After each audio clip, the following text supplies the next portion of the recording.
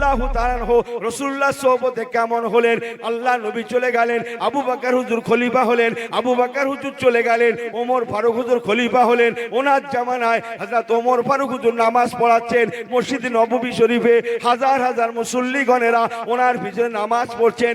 এমন সময় ভূমিকম্প শুরু হয়ে গেল। যারা নামাজ পড়ছিলেন তারা নবী পাকের সাহাবী বলে কথা, আমাদের মতো নামাজি নয়, তাই কেউ নামাজ ছাড়লেন না। তুলতে লাগে পড়ে যাওয়ার উপক্রম, তথাপিও কোনো মুসল্লি, কোনো সাহাবায়ে কেরাম নামাজ ছাড়লেন না। এক সময় হযরত ওমর ফারুক রাদিয়াল্লাহু তাআলা আনহু ফাইজা কুদিয়াতিস সালাহ ফান্তাশিরু ফিল আরদি ওয়াবতাগু মিন ফাদলিল্লাহ, নামাজ থেকে ফারাগাত হলেন, সালাম ফেরালেন, ছোট্ট করে দোয়াখানি করলেন। শুনছেন তো ওয়াজ? সবাই ঠিক আছেন তো? আর একবার হাত উঁচু করে আল্লাহকে দেখান তো, আল্লাহ আমরা আছি। এই হাত কটা উঁচু করেছো? আল্লাহ দিয়েছ কটা উঁচু করেছো কটা? দুটোই ওঠান, হাত তুলছে ফুল ফুল ওঠান, ভালো করে দেখান, আল্লাহকে দেখান। নারে তাকবীর। এই বললেন যখন ভালো করে লাগেন, একটু জোরে আওয়াজ করেন নারে তাকবীর। এ আল কোরআনের আলো, স্লোগানে মাশাআল্লাহ ঠিক আছে, তাই হোক। দুঃখ লিখছেন নাকি? ঘুমোবেন নাকি আর? হ্যাঁ, হযরত ওমর ফারুক নামাজ থেকে ফারাগাত হলেন, শেষ করলেন। ওনার পাশে একটা, ওনার কাছে একটা লাঠি থাকতো, আশাবাড়ি লাঠি। হযরত ওমর ফারুক রাদিয়াল্লাহু তাআলা ওই আশাবাড়িটা নামাজের মুসাল্লার পাশে রেখে নামাজ পড়াচ্ছিলেন। কোন রিওয়ায়াত বলেছেন আশাবাড়ি নয়, হযরত ওমর ফারুক রাদিয়াল্লাহু তাআলা নামাজের পরে, মুনাজাতের পরে, তখনও মসজিদে নববী শরীফে মুসাল্লায় বসে আছেন, তখনও ভূমিকম্প চলছে, তখনও কম্পন বন্ধ হয় না। ওই সময় কেউ বলেছেন হযরত ওমর ফারুক রাদিয়াল্লাহু তাআলা নিজের কি বলে নিজের লাঠিখানা দিয়ে মসজিদে নববী শরীফের বারান্দায় এমন করে কয়েকবার এমন করে ধাক্কা দিতে লাগলেন আর বলতে লাগলেন, রে মদিনার জমিন, তোর এত বড় সাহস কেমন করে হতে পারলো? তোর এত বড় সাহস কেমন করে হলো যে মাটিতে ওমা আরসালনাকা ইল্লা রাহমাতাল লিল আলামিন নবী ঘুমায়, সেই মাটিটা কাঁপাতে লেগেছিস। আমি ওমর ফারুক এই আশাবাড়ি দিয়ে তোকে একবার, দুবার, তিনবার করে ধাক্কা দিয়ে নিষেধ করে দিলাম, ওরে মদিনার জমিন, যা কেঁপেছিস, যা ভূমিকম্প হয়েছিস, কিয়ামত পর্যন্ত ইন্না সাআতা লা রাইবা ফিহি, আমি নিষেধ করে দিলাম যেন মদিনার জমিনে আর কিয়ামত পর্যন্ত ভূমিকম্প হওয়া না হয়। কেউ বলেছেন হাত দিয়ে বাড়ি দিয়েছিলেন 3 বার। তোর এত বড় সাহস, নবী কামলিওয়ালা শুয়ে আছে পাশে, তুই কাঁপছিস? হ্যাঁ, মদিনার জমিন যা কেঁপেছিস, যা ভূমিকম্প হয়েছে, এখনই স্থির হয়ে যা, তোকে নিষেধ করে দিলাম আল্লাহর হুকুমে কিয়ামত পর্যন্ত যেন মদিনার জমিনে আর দ্বিতীয়বার কোনোদিন ভূমিকম্প হওয়া না হয়। সুবহানাল্লাহ। বাড়ি গিয়ে বলবেন, যান ইতিহাস ঘেটে দেখেন গিয়ে, হযরত ওমর ফারুক হুজুর 1500 বছর হয়ে গেছে, চলে গেছেন, ইন্তেকাল করেছেন। যান ইতিহাস ঘেটে দেখেন গিয়ে, আজ 1500 বছরের মধ্যে একবারের জন্য মদিনার জমিনে ভূমিকম্প হয়নি, আর ইনশাআল্লাহ কিয়ামত পর্যন্ত হবে না। বড্ড জোরে হয়ে গেল না? বললেন যখন আরো ভালো করে বলতে পারলেন না? আর একটু চিল্লে বলা গেল না? নারে দেখবে, আমি আপনিও মুসলমান হয়েছি, জমিন তো জমিন, নিজের বাড়ির লোক তাই ভালো করে। আমার ওয়াজ কি ভুল হয়ে যাচ্ছে না? কি বলবেন? হ্যাঁ, আমার ওয়াজ কি ভুল হয়ে যাচ্ছে? কটা নেবেন আপনি? জোয়ার ভাটা বোঝেন তো? জোয়ার ভাটা, আপনারা তো নদীর দেশের মানুষ, এদিকে পাশেই আছে, নদীর কোলেই আছেন। হ্যাঁ, খুব বোঝেন তো? আহা হা। হযরত ওমর ফারুক হুজুরের কাছে যখন এসে গেল, আরেকটু আজটা বাড়িয়ে দিই নাকি? আপনার হাতে সময় আছে তো নাকি? একটু বলি। হ্যাঁ, নবী পাকের সোহবতে জীবন গঠন করেছিলেন, এমন গঠন করলেন জগৎ তার তাবে হয়ে গেল। জোরে বলুন না সুবহানাল্লাহ। আর আমরাও এমন মুসলমান হলুম আমার কথা ভালো করে আমার কে কেলায় না, না এসব বলা যাবে না, না বলা যাবে না, মান সম্মান শেষ করে দেবে। কথা বুঝেন না মনে হয়? যে কথা বুঝছেন? আহা, হযরত ওমর ফারুক হুজুরের জামানায় পৃথিবীর আহা 3 ভাগের 2 ভাগ বলতে পারেন ইসলামের ছায়াতলে চলে এসেছিল। তন্মধ্যে মিশর ও ইসলামের ছায়াতলে ছিল। আমি খুব ছেটে কেটে বলছি, আপনাদের জানা কথা। মিশরে তাকতে তাউসে তখন স্টেট গভর্নর হয়ে যিনি আসীন ছিলেন, তেনার নাম হযরত আমর ইবনুল আস রাদিয়াল্লাহু তাআলা আনহু। নবী পাকের একজন বড় দরজাওয়ালা সাহাবী, ওনাকে হযরত ওমর ফারুক মিশরের গভর্নর বানিয়েছিলেন। আমর ইবনুল আস, আপনি মিশরের গভর্নরের দায়িত্ব পালন করবেন। মিশরের গভর্নর আমি ওমর আপনাকে করে দিলাম। আমর ইবনুল আস উনি মিশরের তাকতে তাউসে আসীন। অনেক কথা, শেষ লাইন। মিশরের জমিনে নীল নদী শুনেছেন না? নীল নদ, কথা বলেন না কেন? নীল নদ শোনেননি? সেই আগে কত আসবে হয়েছে নীল নদী, ওই নীল নদ। ম্যাপটা আপনারা কতটুকুন জানেন আমি ইউনুস জানিনি। নীল নদীটা মিশরের মাঝখান বুক চিরে গেছে। 2 পাটে মিশর, নদীর ওপাটেও মিশর, এ পাটেও মিশর। কিছু কিছু জায়গায় আবার এক পাটেই মিশর, আর এক পাটে সিরিয়া। যাই হোক, নীল নদীটা সেই এলাকাটায় মিশরের বুক চিরে গেছে। নদীর পানি নিয়ে মিশরের মানুষরা চাষাবাদ করে।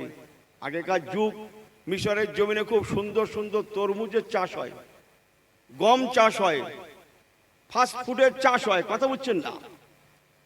যাই বা হোক, নীল নদীর পানি শুকিয়ে যায় কোনো কারণবশত, সে অনেক কথা আছে। এক সময় নীল নদীর পানি শুকিয়ে গেল, চাষাবাদ বন্ধ হয়ে গেল, মিশরের জমিনে খরা দেখা দিল। মানুষ না খেয়ে মরতে বসেছে, খাওয়ার জন্য হাহাকার পড়ে গিয়েছে, বাঁচার লড়াই পড়ে গিয়েছে। এই চাষ বন্ধ মানে কি বন্ধ বলেন তো? শুধু খাওয়া বন্ধ? আন্দাজ করে সরকার পর্যন্ত বন্ধ, মাথা কাজ করে না। আমার আল্লাহ আল্লাহ বাবাজি গণেরা, মিশরের জমিনে খরা দেখা দিয়েছে, কাহাত সালি দুর্ভিক্ষ দেখা দিয়েছে। তাই মিশরের কিছু কিছু কতিপয় মানুষ, তারা হযরত আমর ইবনুল আস রাদিয়াল্লাহু তাআলা আনহু স্টেট গভর্নরের কাছে দরখাস্ত লিখলেন, হুজুর আপনি আমাদের স্টেট গভর্নর, আমাদের মিশরের জমিনে চাষাবাদ বন্ধ হয়ে গিয়েছে, নীল নদীর পানি নিয়ে আমরা চাষাবাদ করে থাকি, সুন্দর সুন্দর ফসল হয়।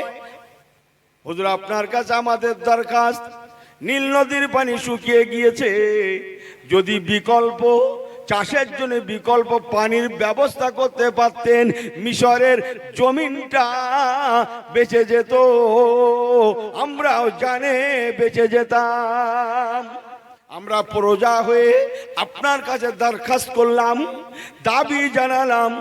মিশরের স্টেট গভর্নর হযরত আমর ইবনুল আস রাদিয়াল্লাহু তাআলা আনহু সেই দরখাস্তটা করলেন কি জানেন? নিজে কাছে রাখলেন, আর নিজেও একটা দরখাস্ত লিখে সেন্টারে মদিনাতুল মুনাওয়ারা শরীফে হযরতে ওমর ফারুক রাদিয়াল্লাহু তাআলা আনহুর কাছে খবরটা পৌঁছে দিলেন। সেন্টার মদিনাতুল মুনাওয়ারা, স্টেট মিশর। আমাদের যেমন দিল্লি, কলকাতা। একটু বলি নাকি? হযরত ওমর ফারুক রাদিয়াল্লাহু তাআলা মসজিদে নববী শরীফে তখন নামাজ পড়াচ্ছেন, বাদা সলাতিল গাদাতে, আল্লাহর ফজরের নামাজ। বিসমিল্লাহির রহমানির রহিম। আকিমিস সালাতা লিদুলুকিশ শামস, আকিমিস সালাতা লিদুলুকিশ শামস ইলা গাসাকিল লাইল ওয়া কুরআনাল ফাজর, ইন্না কুরআনাল ফাজরি কানা মাশহুদা। একটু জোরে বলেন। বললেন যখন ভালো করে বলাগেন, এই মার্দে মুজাহিদের মতো বলেন, নারে তাকবীর। হাত পা গুটিয়ে গাটিয়ে বসেছো কেন ছেলেগুলো? এই ভালো করে বসো তো, গ্রামের ছেলের মতো বসেন তো। এরা সব কুটুম্ব কুটুম্ব ভাব। হ্যাঁ, গ্রামের ছেলের মতো বসুন, তারা মুঠ মশাল নিয়ে। এই গ্রামের ছেলের মুঠ থাকে না, কথা বলে না, যাবি না আমাদের গ্রামে, যাস মানে দেখে নেবে। গ্রামের একটা ব্যাপার থাকে না, মুঠ নিয়ে বসে, না রে তাকবীর। আমার আল্লাহ বাবাজি গণেরা ভালো করে শুনে নেন, হযরত ওমর ফারুক রাদিয়াল্লাহু তাআলা মসজিদে নববী শরীফে, মদিনা শরীফে ফজরের নামাজ পড়ালেন। হাজার হাজার সাহাবায়ে কেরাম গণেরা ফজরের নামাজ পড়লেন। সংক্ষেপ করছি, এক সময় নামাজ শেষ হয়ে গেল, একটু তেলাওয়াত ইত্যাদি শেষ হয়ে গেল। মিশরের রাষ্ট্রদূত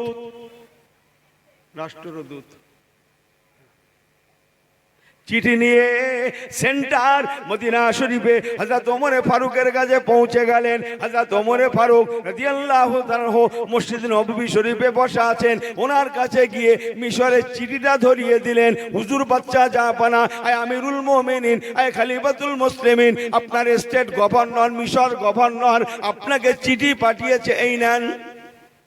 তাই ওই দেখি হযরত ওমর ফারুক রাদিয়াল্লাহু তাআলা স্টেটের চিঠি নিয়ে পড়ছেন আর মুস্কি মুস্কি হাসছেন। সুবহানাল্লাহ বলবেন না? একটু চিল্লে বলবেন না? এই ভালো করে শুনে নেন। হ্যাঁ, আমি আপনি কত নাম্বারের মুসলমান নিজেরাই মাপ ম্যাপ সব পেয়ে যাবেন। মাপ ম্যাপ বোঝেন তো? হ্যাঁ, আমরা বুঝিনি। কুকুর দেখেছেন? সব গ্রামের কুকুরের কাছে একটা ম্যাপ আছে, জানেন তো? আরএস নাম্বার, পর্চা নাম্বার সব আছে, বলো। হ্যাঁ, আরএস এর মাপ টাপ সব আছে কুকুরদের কাছে। কার কদ্দুর সীমানা সব আছে, বলো। হ্যাঁ, আমাকে ক্ষমা করবেন, তারা পর্যন্ত তার এলাকায় অন্যদের ঢুকতে দেয় না, আর ইনি বলছে ঠিক আছে, কি আর করা যাবে।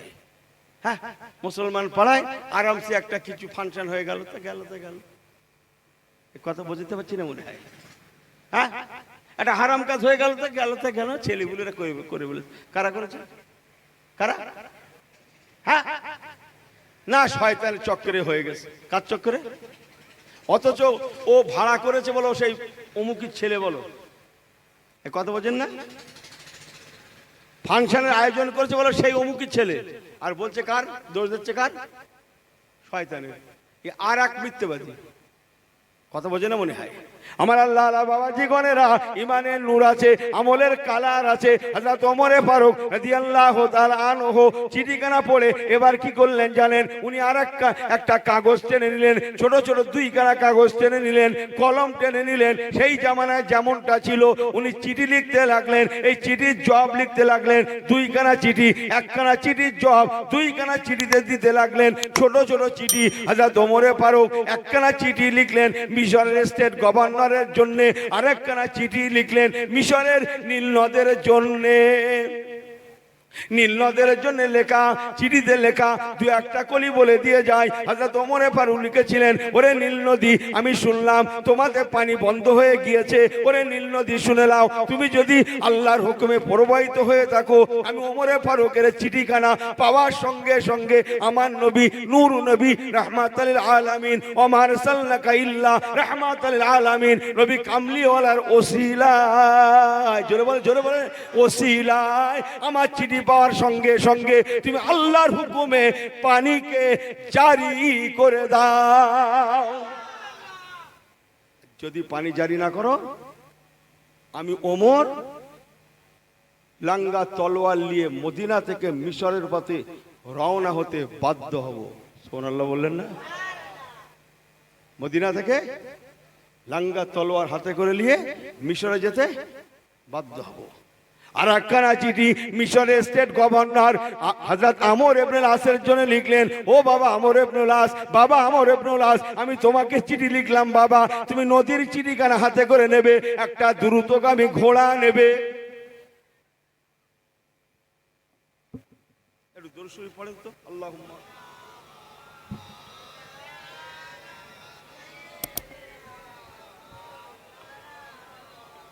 ওয়ালা আলে। হযরত আমর ইবনে আস রাদিয়াল্লাহু তাআলা আনহুকে হযরত ওমর ফারুক বললেন, ও বাবা আমর ইবনে আস, তুমি একটা দ্রুতগামী ঘোড়া নেবে। নীল নদীর চিঠিখানা সঙ্গে করে নেবে। দ্রুতগামী ঘোড়পিঠে সওয়ার হয়ে তুমি নদীর পথে রওনা দেবে।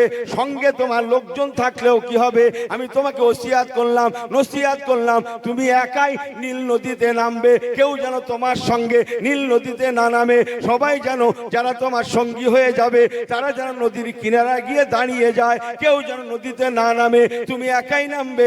নদীর চিঠিখানা হাতে করে নিয়ে নদীর মধ্যখানে পৌঁছে গিয়ে আমি ওমরে ফারুক আমার নদীর চিঠিখানা, আমি যে চিঠিখানা নদীর জন্য লিখেছি, ওই চিঠিখানা নিয়ে তুমি বিসমিল্লাহ বলে নদীতে ফেলে দেবে, নদীতে ফেলে দেবে, নদীতে ফেলে দেবে। আর বিলম্ব করবে না, আর দেরি করবে না, পিছনের দিকে ফিরে তাকাবে না। সঙ্গে সঙ্গে তুমি নদীতে চিঠিখানা ফেলার পরে শুকা নদীতে চিঠিখানা ফেলেই সঙ্গে সঙ্গে তুমি তোমার ঘোড়াটা ঘুরিয়ে নিয়ে চটজলদি ছুটে ছুটে ছুটে ছুটে নদী পার হয়ে তুমি নদীর কিনারায় চলে আসবে। অপেক্ষা করতে লাগবে, দেখা যাক কি হয়। আল্লাহ পাক কি ফয়সালা দেন। হযরত আমর ইবনুল আস রাদিয়াল্লাহু তাআলা বলেছেন, আমি নদীর চিঠিখানা পেয়ে গেলাম, সঙ্গে করে নিলাম, দ্রুতগামী ঘোড়পিঠে সওয়ার হলাম, নীল নদীতে এক সময় নেমে গেলাম। নদীর মধ্যখানে পৌঁছে গিয়ে বিসমিল্লাহ শরীফ বলে ওমর ফারুক হুজুরের লেখা চিঠিখানা নদীতে ফেলে দিয়ে সঙ্গে সঙ্গে আমি আমার ঘোড়াটা ঘুরিয়ে নিলাম।